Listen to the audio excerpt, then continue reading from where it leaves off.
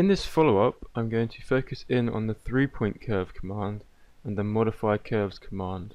We didn't go into great detail on these in the main lessons, but they require a good understanding, both because there is a lot to them and because we will be using them very often. So let's first look at our 3-point curve in the Wireframe tab. So we create curves by defining points they must pass through.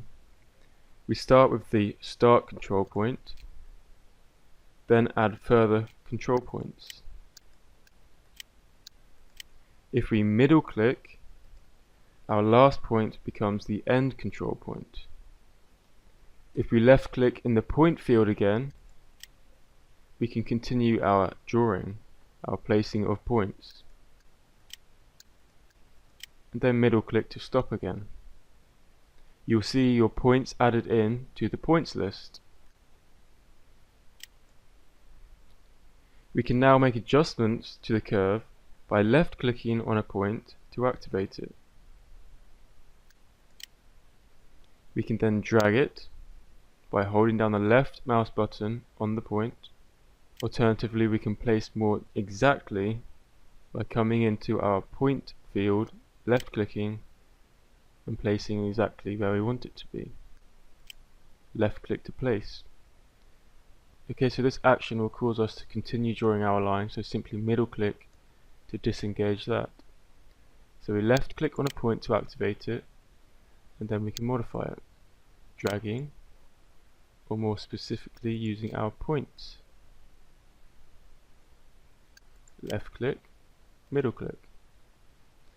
Okay, we also have our continuity handle, where we can add tangencies or curvatures at our points. Okay, so these are our constraints. If we left click on a control point, we see that it starts off with no continuity. If we begin dragging our handle, we will give it a continuity, which by default will be tangent continuity. We can change this to curvature continuity, or deactivate it again. Okay, so when we start dragging on a handle, it's going to activate that part of the handle. We can activate that part of the handle from within our options panel. Check the box to activate that part, and then we can make modifications in the options panel as opposed to dragging the handle. We can then deactivate if we wish to. So notice when I left click on a point how the constraints start off at none, and when I begin dragging, first of all my tangent handle, that activates the tangency constraint. When I start dragging on my magnitude, this will activate the magnitude. So okay, watch it here. And then the same goes for the radius. So I can also deactivate by right clicking on the point. I can delete my radius, delete my magnitude, and delete my tangency. Okay, so we can activate and deactivate our constraints at the point or in our options panel. If we want to assign a direction specifically, we can left click in our tangent direction field and then pick a direction from space,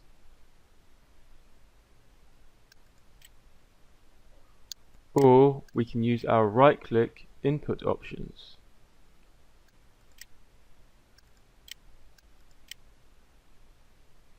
We can also reverse the direction of the tangency or continuity.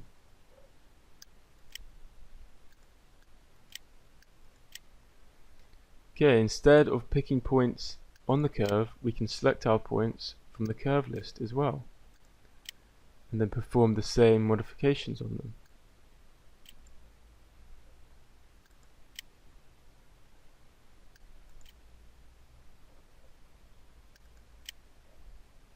We can also delete our points either by right clicking on the point in the points list and unpicking it, or in the graphics window we can right click on the point, delete point. Okay, so we have to left click to activate it, and then right click, delete point.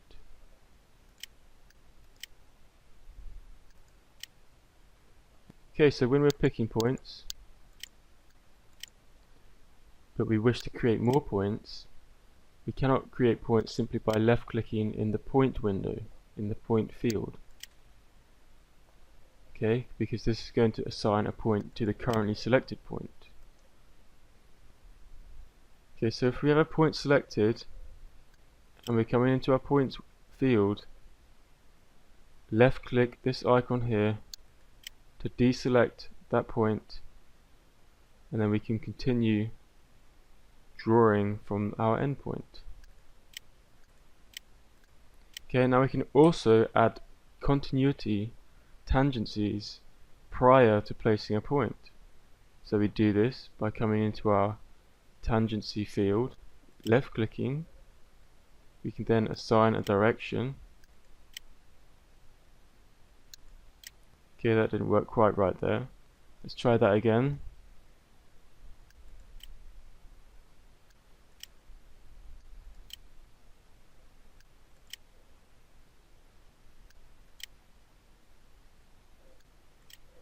So we have picked our tangency direction, and then we left click to place that point with that tangency.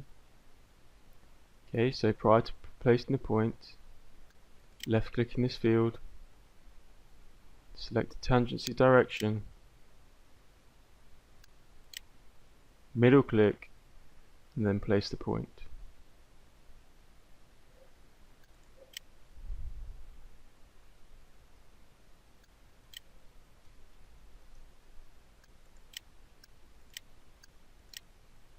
Middle click to stop drawing. Okay, so next in our options panel we have our parameterization. Okay, we have first of all have our degree. This defines the degree of the curve equation. Okay, as we increase the degree, the curve will become more and more accentuated, because this is making our curve more exact. Curves of a lesser degree are less exact but require less computation time and less storage. Okay, so it's generally preferable to keep the degree lower. Okay, but our degree number can't exceed the number of points. So if we have 4 points, let's unpick all here, create 4 new points, middle click. So if we have 4 points, our degree 3 is the maximum degree that we can have. So if we take a look at degree 2, then degree 3, and any degree we pick after this will remain the same, it will remain at 3, because this is the highest degree that we can pick for a 4-point curve. Now if we want only 2 points in our 3-point curve, we can't just pick 2 points in space, middle click. We have to define a continuity or a tangency for at least one of our points for a curve to be drawn between them. If I unpick these, for example, before picking our first point, we define a tangency direction, left click, pick our second point, middle click, and a curve is drawn between them. We could pick our first point and then assign a tangency to our second point prior to picking it, and a curve is drawn between them. But if we do not pick tangencies before placing one of our points for a 2-point line, we will not get a resultant curve between them. It needs a tangency constraint for a 2-point line.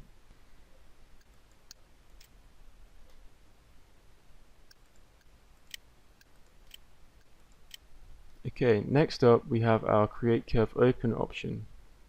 This will create our curve open or closed. Okay, if we have this unchecked, it's going to draw a connecting curve from our starting control point to our end control point. Okay, before we look at the fairing, we're going to look at our curvature plot options. Displaying the curvature will display the curvature of our curve. Okay, and we can use this to get a visualization of how nice our curve is. We generally want to see a more smooth curvature. We don't want to see abrupt changes in our curvature, such as like here. We generally want to see our curvature smoother, and this indicates a nicer curve. Okay, we can change the scale of our curvature plot. Okay, we can change the number of sample points or comb teeth inside of our plot.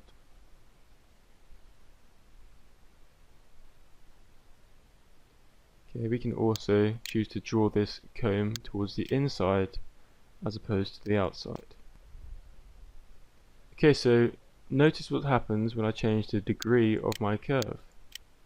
Okay, with a 3-degree curve, my curvature plot becomes much smoother. Okay, and this is a nicer curvature. Okay, now let's take a look at the fairing. The fairing is the process of shape editing to remove imperfections. Our first fairing type is energy. This produces a smoother, more gradual curve. Okay, we then have our variation fairing. This produces a curve of less curvature variation, so our curvature between points will be more similar. Next up is our jerk fairing. This minimizes the derivative of the curve equation, so it gives a curve of less total fluctuation.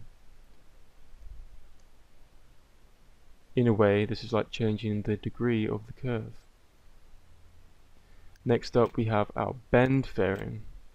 The bend fairing is a form of the energy method, but requires less computation. It's basically an approximation of our energy. Okay, finally we have the tension fairing. Okay, again this is the same as the energy, but coupled with producing shortest curve length.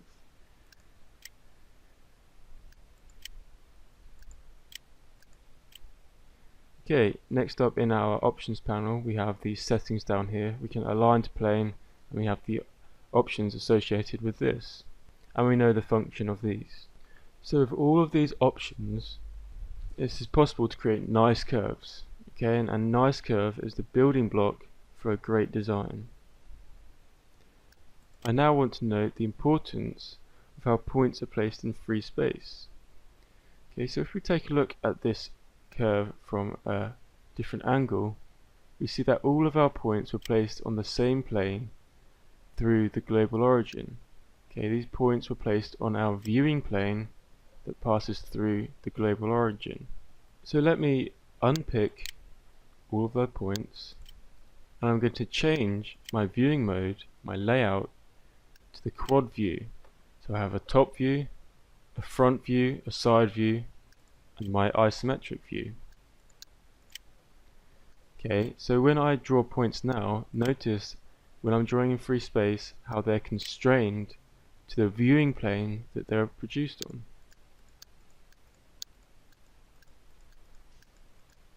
Okay, so when I'm drawing on the top plane here, the XY, we can see how they're constrained to that plane.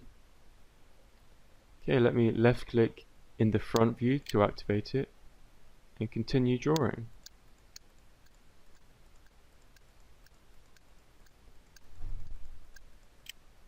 Notice here how these points are constrained to that plane. Okay, finally I'll draw in my side plane.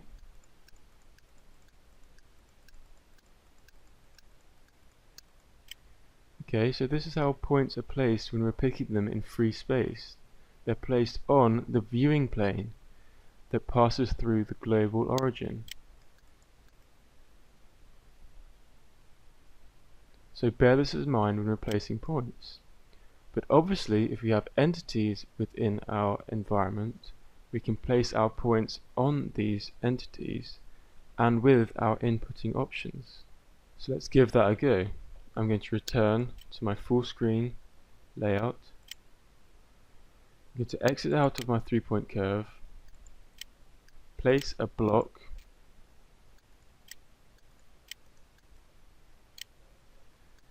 Now I'm going to use my 3-point curve.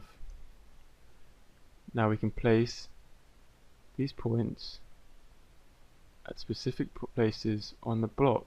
Okay, we can select our entity. We can select it to be on an edge, on faces. Okay, and we can also use our inputting options. Okay, we can right click, maybe use our along. We want to place this point 75% along the edge of this block. Okay, maybe we want to pick our next point out in space, and we want to add a tangency for our last point at the intersection or the corner of this block. Okay, so here we have this point tangent to this edge, so we get a nice smooth flow. Okay, we could also introduce a tangency for this point.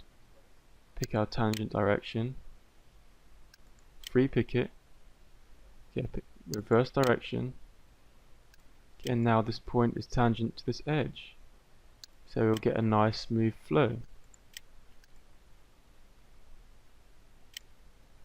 So let's say we add a squelch rod on this curve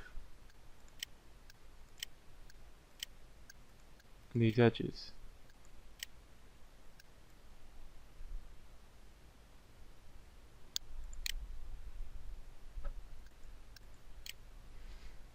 Okay, so now we're going to look at our modify command.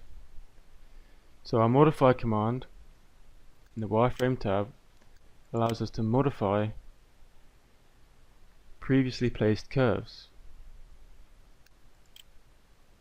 Okay, so let's create some curves first of all.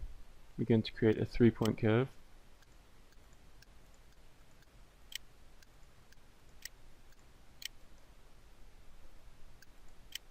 And a 2-point line. Again, notice how these are constrained to the viewing plane that they're placed on, the isometric viewing plane. Okay, so first of all, let's modify our curve. So we left click in our modify command to bring up the options panel, then we select our curve that we want to modify by left clicking on it, and now we are able to modify this curve in a similar way to when we were first defining it. So what you'll notice first of all is when you hover the cursor over the line after we've selected it, this rectangle will appear on the line. Okay, and if we go over a control point, the rectangle becomes a circle. Okay, so if we select a current control point by left clicking, we are then given our handle. We can also drag the position like before when we were creating the curve. Okay, if we continue on, if we left click when we have a rectangle, this square, instead of on a current control point, we're going to throw in a new control point at that point, which we can then modify. Okay, so we've thrown in new control points. We have our same constraint options in the options panel. Okay, so this is modifying a 3-point curve. We can also convert our 3-point curve to a control point curve. Okay, by left clicking, this is the control point curve. Okay, and we now have a slightly different way of modifying our curve. Okay, we can modify our control points now by coming into our modification tab. We left click on modify position, then we can left click on a point that we want to modify, then we middle click, and then we are moving that point. Left click to place it, left click to pick a new point, middle click, and then we're moving that control point. Left click to place it, left click to pick a point, left click to pick another point, middle click, and we're then moving both points. Left click to place, window pick some points, middle click, and then we're moving all 3 points together. Okay, so this is a useful way to be able to modify our curve, in that we can pick several control points to modify at once. Okay, so it takes some getting used to the picking of our curves to modify. So we left click, middle click, we can move, left click to place. We can now middle click to return to our options panel. Okay, so we modify, pick, middle click, we're modifying, left click, middle click. Okay, so play around with this to get used to modifying our curves in this way. We can also add control points from this panel. Add control points anywhere we like. Middle click to return to our options panel. We can delete control points. Select, middle click again to return to the options panel. We can also refit our curves. Refitting will remove abnormalities but add many control points. So let's refit. Okay. It's going to smooth out our curve if there are any abrupt changes in it, but we add in lots of control points. Okay, so this is adding in a lot of control points. However, we can reduce our curve. We can reduce the number of control points in a curve by left clicking reduce. We then pick our tolerance. The higher the tolerance, the less points we will get. Confirm, and we've reduced our curve to less control points. Okay, the modify globally option, if we check this box, this will distribute changes along the entire curve. If we leave it unchecked, it will keep changes local to the affected point. Okay, so this is for point on curve editing only, not our control point editing. Okay, in our curvature plot section, okay, we can display our curvature comb like before. We can show hints. We can also display inflection points. Okay, these are the points at which a change in the curvature occurs of our curve. So when it goes from one curvature to the opposite.